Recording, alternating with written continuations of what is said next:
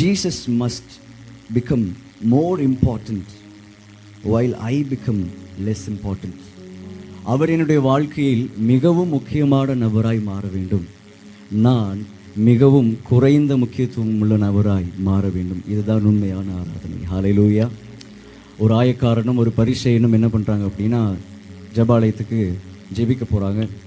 ஒருவர் சொல்லிகிட்டே இருக்கிறாரு, நான் இத்தனை வேளை உபவாசம் பண்ணுறேன், இத்தனை வேளை ஜெபிக்கிறேன், இத்தனை வேளை நான் தசம பாகம் கொடுக்குறேன், தண்ணி குறித்து பேசி கொண்டிருக்கிறேன்.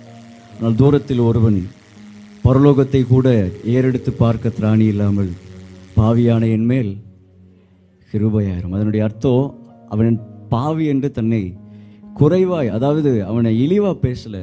அவன் என்ன சொல்ல வரான், எனக்கு நீங்கள் தேவை ஆண்டவரே. ஹல்லேலூயா.